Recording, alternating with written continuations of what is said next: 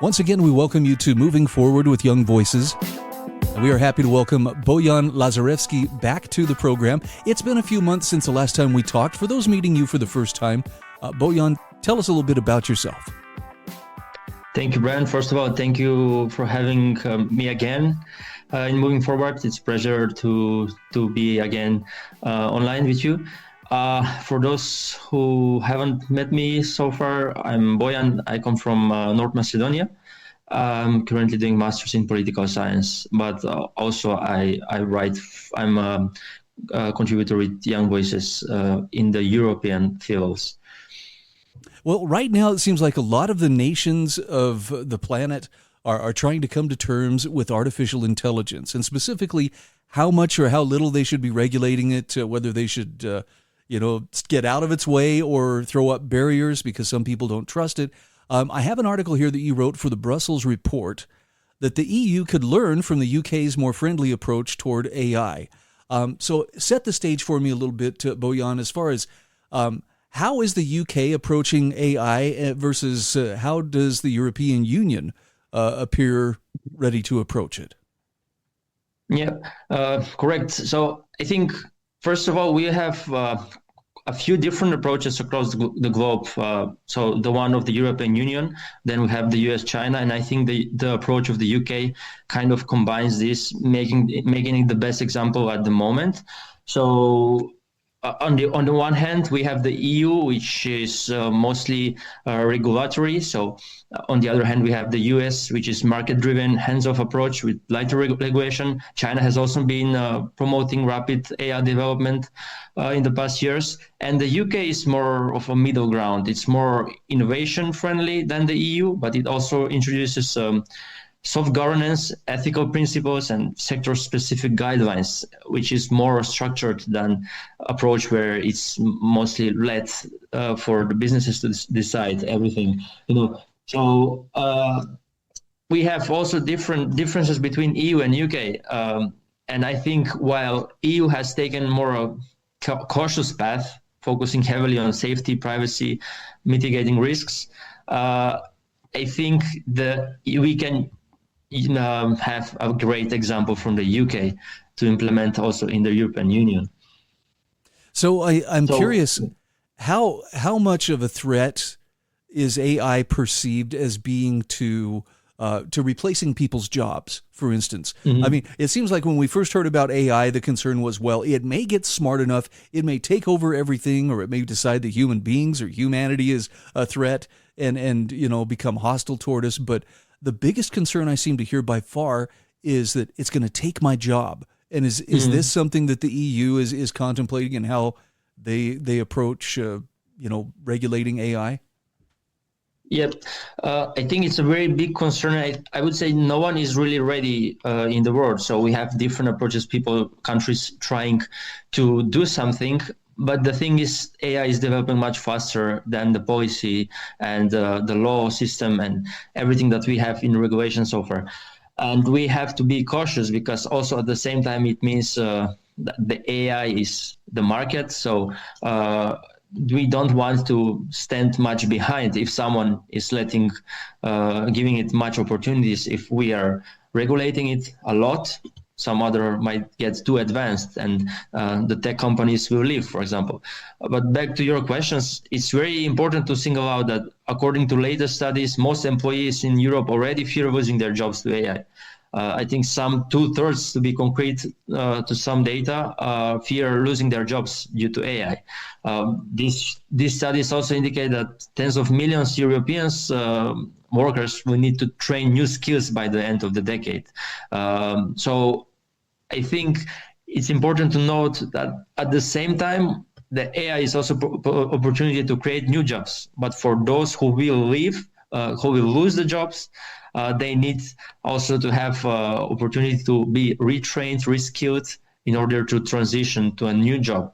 And that is also something that needs to be considered in any approach. And at the moment, I don't think we have a great answer to that. But there are some things that can be learned from also the British model. There's collaboration between academia, between businesses, the government. So first of all is acknowledging the situation, raising the awareness, and then discussing about that, and having a mix between regulation and the free market here, because we also don't want to under-regulate.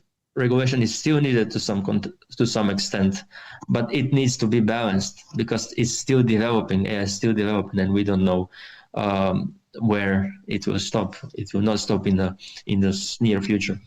I want to step back for just one moment and talk about, you'd mentioned reskilling and upskilling, how people may have to be a little more flexible. They may have to take on some new job skills in order to survive in a world where AI is part of the workforce. Let's talk a little bit about what some of those skills look like. I mean, does this mean everybody's going to have to become computer programmers, able to write code, or are there more practical skills with working with AI that people should be working on, even if their job isn't, currently in danger of being taken over by it? Mm-hmm. Yep.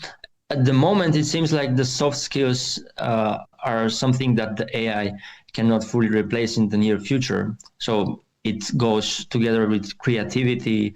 Communication with problem solving is to some extent already being relied on AI, but some of the soft skills need to be retrained and maybe more focused for people to be, let's say, on the safe side. But we don't know yet, because that might also change. So it's more of a process, lifelong learning in a way, and to be prepared. And for that reason, we also need to have strategic planning, and to follow with the situation, and to have strategy from the governments, and to be ready how to offer the employees a platform, opportunities for their relocation, transfer of skills. And if these skills change over time, we should identify them in advance, well in advance, in order to be able to let the people have the opportunity to change and to learn the new skills. Bojan, you mentioned in your article that the tendency is to move towards control or strict oversight and regulation, but it sounds like you make a very strong case in this article that the UK's strength is found in how they prioritize innovation and working together, collaboration, while using a light touch regulatory wise. Do they have a track record they can point to say, look, this is what's worked for us, and here's why it should work for others as well? Mm-hmm. Well, the UK AI model has been seen widely as a success just because of these things that you mentioned. It's interesting because it's recognizing the AI as something that's still rapidly evolving, and that too much regulation too soon could stifle innovation. And instead of these strict rules upfront, the United Kingdom approach encourages companies to test and develop AI solutions at the same time with guidance and principles that promote the ethical use, which is also quite a big thing in the European mindset. This approach has been great for the AI ecosystem in the UK because it's attracting startups, also attracting investment, and it's allowing faster adaptation as the technology and risks change over time. So we don't go too fast with the regulation, or we don't let it to be under-regulated completely. So it's some of a balance in between. I think you may have one of the more optimistic takes that I've seen on the future of AI, particularly as it relates to workers. It's not so much a matter of, well, it's either you or them, but a matter of learning how to work in the economy where AI is going to be a part of it. Again, we're talking with Bojan Lazarevski. He's a political scientist in international and intercultural studies based in North Macedonia. He's also a policy fellow with Young Voices Europe. Where can people find you on social media? Well, I'm quite active on LinkedIn, so that would be, I think, the best place to connect at the moment, but also X. So thank you very much, and I hope we can talk again in the future.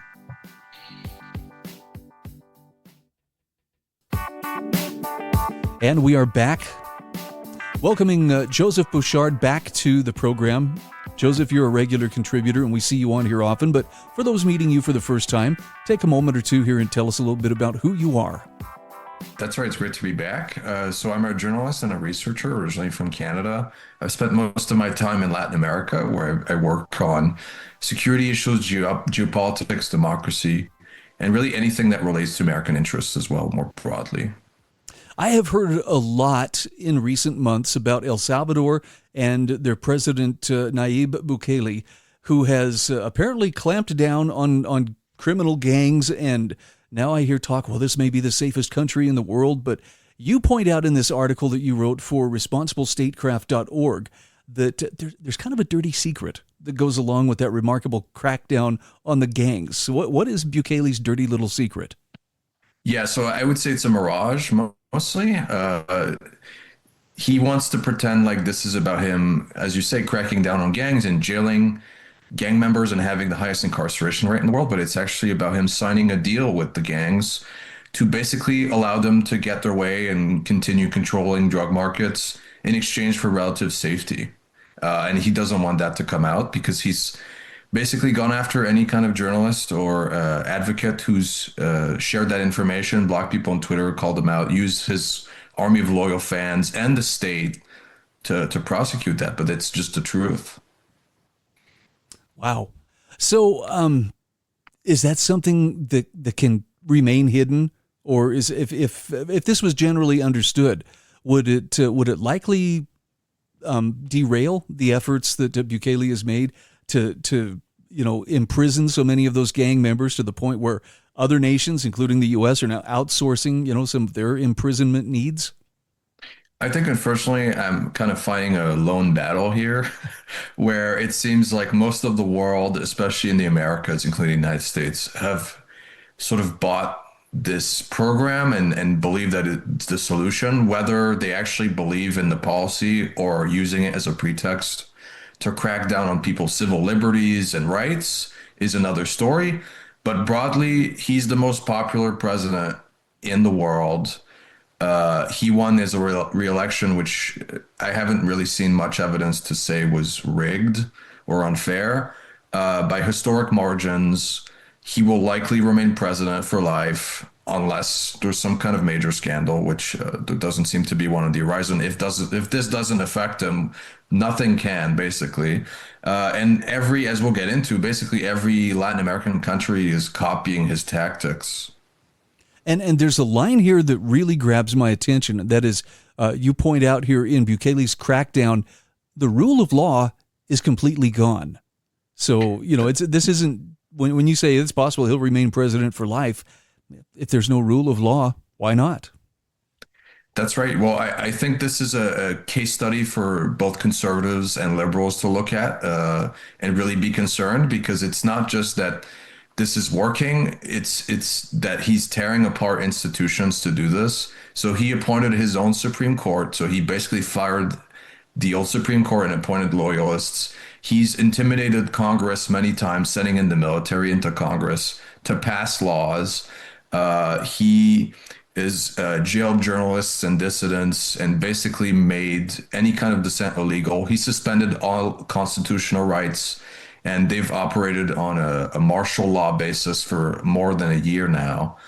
And he's jailed a lot of people that really should not be anywhere near this. People who he's called terrorists and gang supporters, who are actually just journalists or activists or even mothers claiming that their son has nothing to do with this and they want to see them, and they've been taken away without due process, without access to a lawyer, without any kind of access to food, water, or shelter, crammed into cells that can fit 10 people, but they put 50 people in there. And he calls those people terrorists and jails them. It's a really horrific state. And I think it's also a ticking time bomb, because this deal that he's made is not permanent. At some point, the gangs are going to want to get better deal out of this. And when this happens, there will be no way of holding the president to account. And this is just not something that we want to do, a bargain that we want to take. Yeah, you would think that there would be a little more farsightedness. But this is something that actually you mentioned in the article. This is spreading to other countries as well. So when you talk about what was it called? Is it bucalismo? Bukelismo? Bukelismo. Yeah. Thank you. It's an actual security philosophy that's right. being picked up by others in Latin America. But you report here that some of them are having mixed results too. In other words, it's the appearance of, look how safe this is making us, has some pretty unpleasant side effects as well. That's right. So most of them are following the crackdown side without any of the deal side. It's really showing how ineffective that crackdown is, that sort of hard-handed approach to crime, where they have some of the highest incarceration rates, police killing rates, but also the highest homicide rates. And most countries in the region that have adopted this have seen crime rates and homicide rates skyrocket as a result, because it turns out if you start a war with the gangs aren't just going to give up, and it might actually create more conflict. And I point out a few cases in this, but basically every case in the region looks at this, and it's really a disaster, because not only is it making insecurity worse, it's also destroying the economy, destroying people's rights, destroying democracy, and it's not an approach that really is a long-term solution to any of these problems, even though, insecurity is getting worse. And I understand the context. Corruption has really plagued the region for a long time, and people want quick solutions, and they're tired of narco states, and they're tired of gangs having such a rough handle on their lives, that they want anything that will do this, including martial law and sending troops in and killing and jailing as many as possible. But this isn't right. Yeah, I mean, this has all the earmarks of selling essential liberties for the perception of perceived security, but in reality, if you're allowing a very small elite to control, free speech, to control elections, to stamp down dissent, I guess you really shouldn't be able to look around and go, hey, this feels like tyranny, when you were the one who wanted it. That's right. And this has a more than 90% approval rating. And I think that will shift as the deal breaks down and gangs reassert control. And, we've seen in Brazil, for example, gangs, the incarceration rate skyrocketing actually correlated with gangs getting stronger, because they used prisons to run their networks and accrue, use it as a sort of organizational tool and recruitment tool. And it turns out a lot of people gang members had better lives in prison than outside. But, and what we'll see when this happens is people will want to criticize this, and there will be no way of doing that. And then you'll have neither security or liberty. No, it makes sense. And, it's that idea too, that they're going to get what they want. They just don't realize that some of the stuff is unseen. Some of the unforeseen consequences are a little slow to arrive. One thing I did want to ask you about in the minute or so that we have left, and that is that perception is, well, we put them in prison and therefore they can't do anything wrong. You just kind of pointed out that, no, actually in prison they're even better organized and can still run things and still, I guess, cause a lot of problems. That's right. It's paradoxical, but the more people you put in prison, the harder it is to control them. There's not nearly enough guards. There's not nearly enough security. You don't pay guards enough for them to monitor hundreds of thousands of people at a time. And really what you're doing is putting them together in areas where they can learn together and get angrier and angrier. And when they get out, they'll just only have nothing else to lose, basically. And I think things will get much worse. Seems like it would invite corruption among those guards who have a price. Right. There are already extortion rackets within the prisons, as reported by investigative journalists. But as previously said, the president's cracked down on those too. Once again, we are speaking with Joseph Bouchard. He is a Young Voices contributor. And Joseph, where can people find you on social media? You can follow me on Twitter at GeoPaulWonk. That's where I post all my takes and articles. And thanks so much again for having me. Looking forward to being back.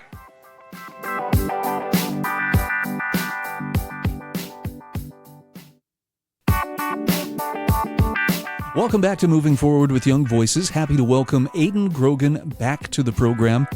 Aiden, it's good to see you once again. For those meeting you for the first time, take a moment. Tell us a little bit about who you are. Yeah, I'm Aiden Grogan. I'm a history PhD candidate at Liberty University and the donor communications manager at the American Institute for Economic Research. Very nice.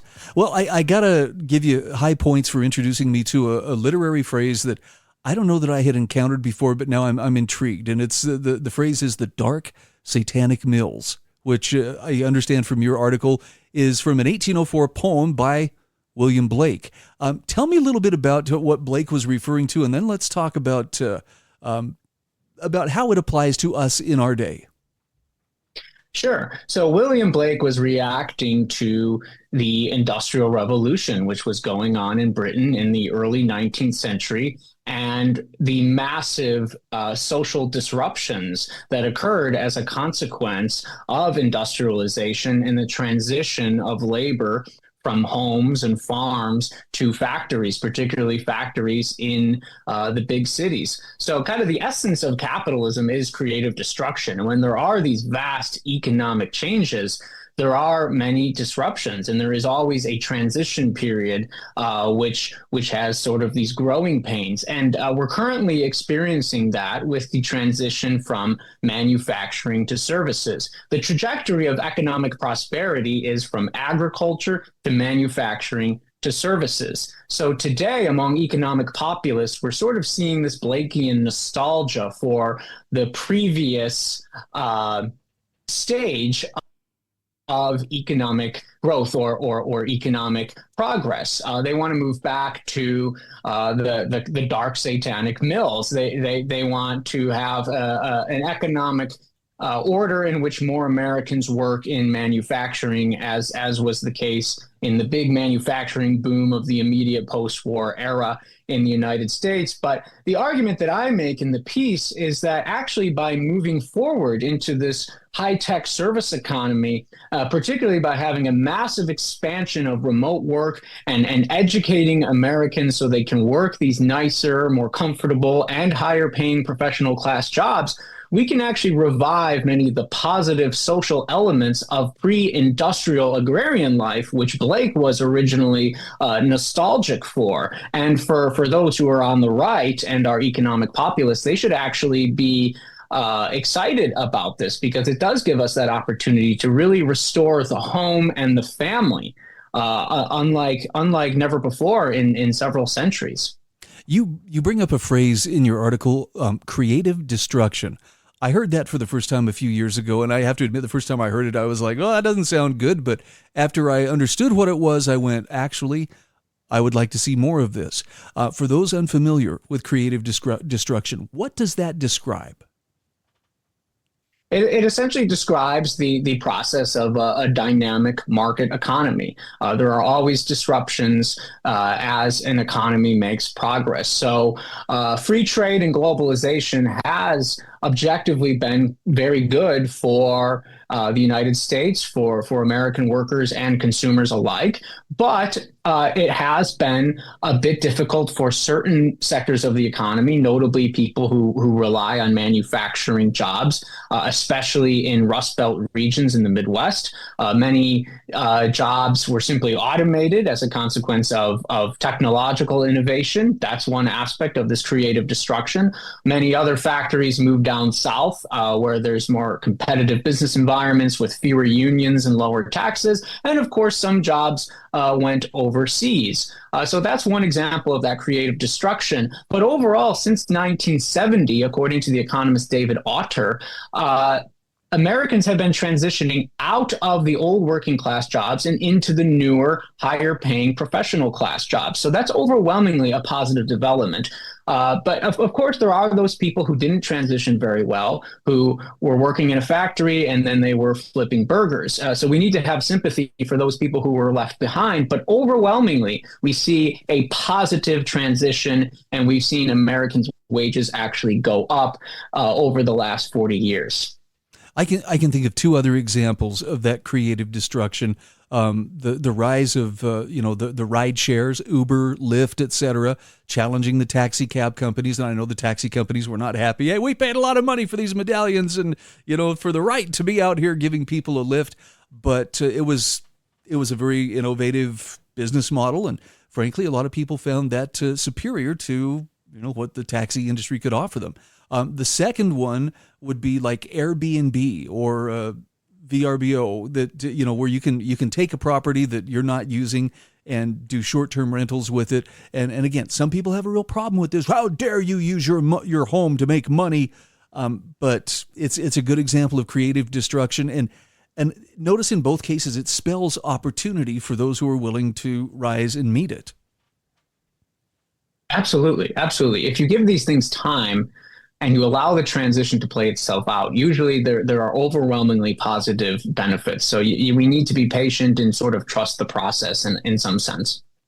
Talk to me about your take on robots. And maybe it's because I've been on my X feed too many times and I've seen some of these amazing robots that Elon Musk and others are putting together. But I find myself suddenly realizing, you know what, that future where robots were doing a lot of the work, I think we may officially be arriving.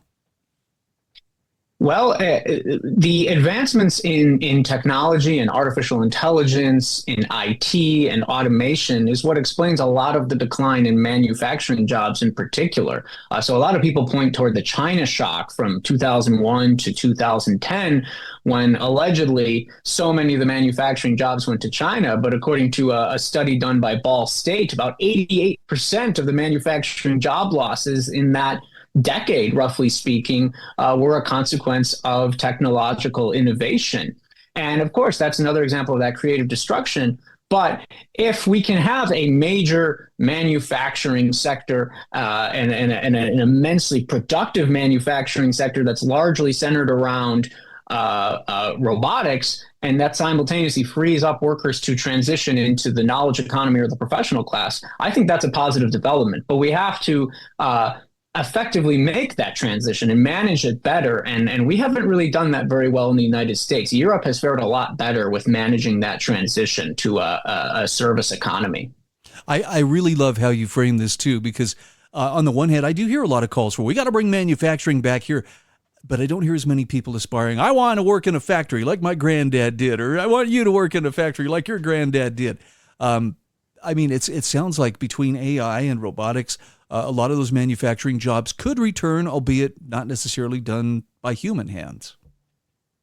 Exactly. And according to a recent Cato Institute poll, 80% of Americans believe our country would be better off if more Americans worked in manufacturing. Yet when they're asked a follow-up question, if their own life would be personally improved if they worked in a factory, only a quarter say yes. So the mentality is essentially dark satanic mills for thee, but not for me. So I think we should give people the jobs that they actually want to work and help them to acquire the necessary education and skills to live out what Americans conceive of as the American dream in the 21st century, which is not working in a factory or on an assembly line. I want to dress like a lumberjack, but I don't want to do that kind of heavy labor that a lumberjack has to do. That's essentially the mentality. All right. Again, we're talking with Aiden Grogan, and we're talking about nostalgia for the dark satanic mills. You really need to check out his article in full. This is a really well-written piece, and it touches on something that I guess, because I'm not aspiring to factory work, I probably would have remained unaware of this if not for your excellent writing. So, Aiden, thank you for bringing that out. Now, for the sake of people who want to follow you on social media or otherwise would like to access more of your work, what's the best way for them to go about that?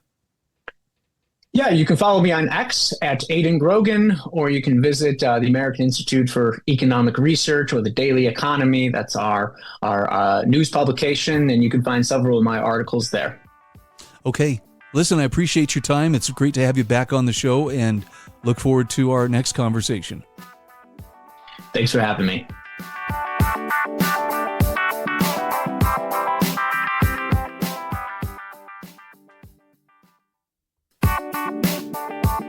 And we are back. This is our fourth and final segment today on Moving Forward with Young Voices. Happy to welcome David McGarry back to the program. David, we've had you on here a number of times, but I know there are people meeting you for the first time. Take just a moment here to tell us a little bit about who you are and what you do. Well, it is always a tremendous pleasure to be on the show with you. I am the research director at the Taxpayers Protection Alliance, which is a nonprofit here in Washington, D.C. that works on a whole wide swath of economic and regulatory issues. And I myself write a lot at the moment about tech policy and trade policy. And as you can imagine, my work days have been very busy of late. Oh, I can imagine. I'm looking at an article you did for counterpunch.org. What's at stake as age verification comes before the Supreme Court. Now, I assume this is talking about age verification online before someone can access explicit content. Is that correct?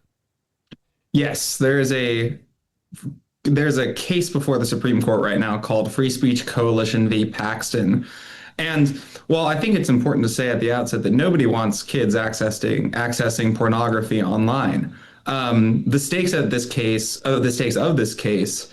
will potentially affect Americans' ability to speak online. And we're talking about adult Americans' ability to say perfectly to participate in unadult speech, if you will, to participate in constitutionally protected speech on social media and other online platforms without submitting vast amounts of their own personal data to tech companies and other services, which would then be incredibly vulnerable to hacks and other sorts of cyber incidents that would compromise Americans' privacy grievously.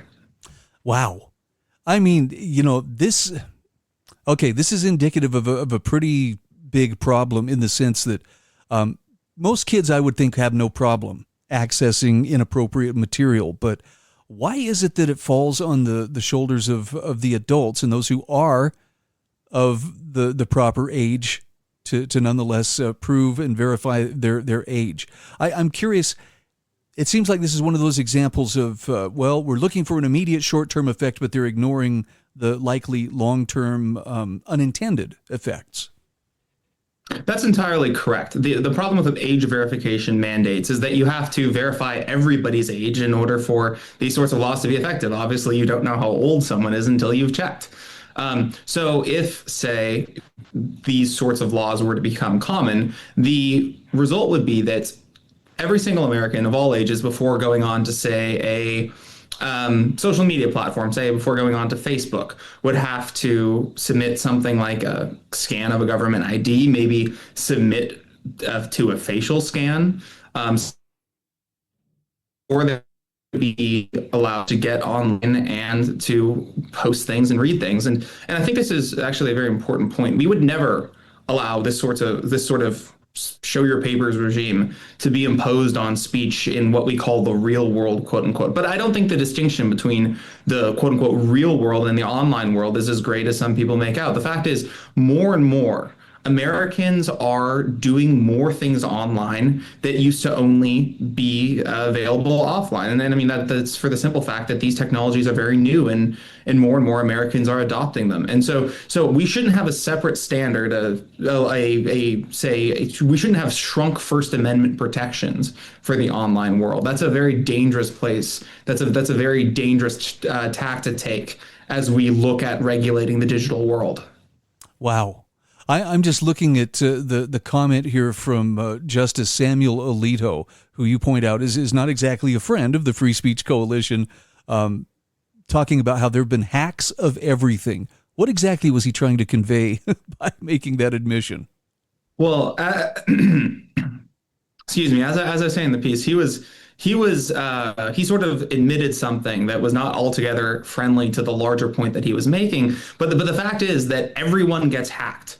Everyone falls victim to data breaches, and this goes for the biggest tech companies. This goes for the sorts of third-party age verification providers that are supposed to be maximally secure. And I mean, heck, this goes for the government. The fact is that cybersecurity is very difficult. And so if you aggregate Americans' data, which would be the inevitable consequence of these sorts of age verification mandates, that data is very likely going to get out. And so sort of what that sets up, the dynamic that sets sets up is Americans, in order to access basic First Amendment rights, would have to compromise their own privacy, which courts, actually, I should note here, have said on multiple occasions is unconstitutional. It's an unconstitutionally heavy burden to place on free speech.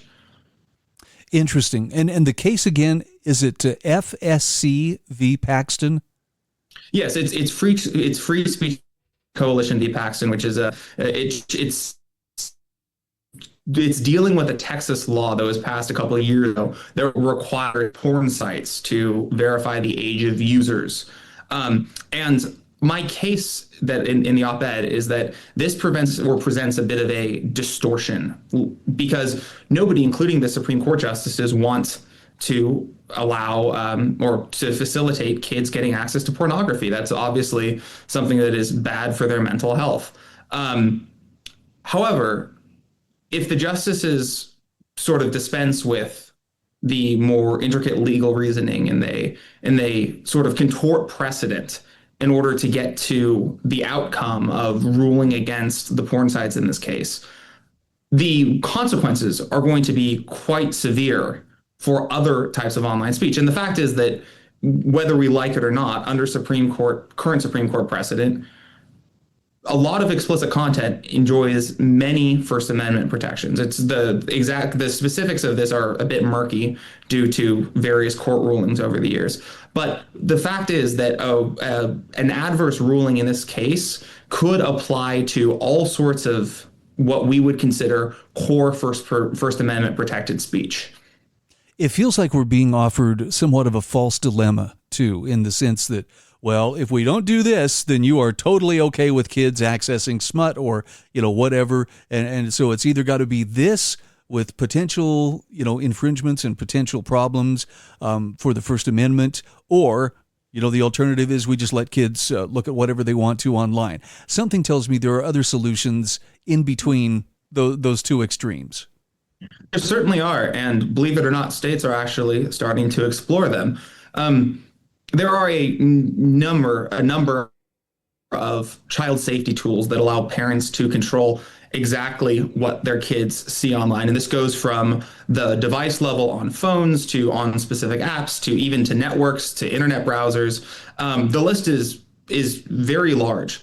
And the response that we hear from certain people who favor age verification laws is that these tools are insufficient. Parents can never really get their hands around them. They can't really figure them out. I don't think that's true. I think it's more accurate to say that parents don't know about many of these tools, and they certainly don't know exactly how a lot of these tools work. So what is being done in states such as Florida or in Tennessee, which passed a bill to this effect just this year, is education programs to teach parents and kids how to deal with the new problems that the internet presents. And the fact is the internet is a very new technology, and individuals and frankly American society generally is still adjusting, both for adults and children, to the different ways in which we can account for some of the problems that could come from the internet. But I think civil society and families are the way to deal with this, not more government intrusion. Hear, hear. I mean, because what I'm hearing, at least from some of the individuals that you cite in here who are looking, well, we got to control this, is it may be the wrong thing, but it's better than doing nothing. I'm not so sure that's true. In this case, maybe doing nothing is the smarter approach rather than doing something that has cascading ill effects for free speech when that really wasn't the intent. I couldn't agree more. Generally, when people call for anything to be done, the bad laws that stem from those efforts don't go away. We're stuck with a lot of laws from 50 or 100 years ago that we certainly wish that we had been more considerate about and rejected in the first place. Hear, hear. Thank you for being a voice of warning, and thanks for bringing this one to our attention. Again, we're talking with David McGarry. He's the research director for the Taxpayers Protection Alliance and a contributor for Young Voices. Where can people find you online? Well, X, formerly known as Twitter, may not be the everything website yet, but it is certainly the everything website for my work. You can find me there at David B. McGarry.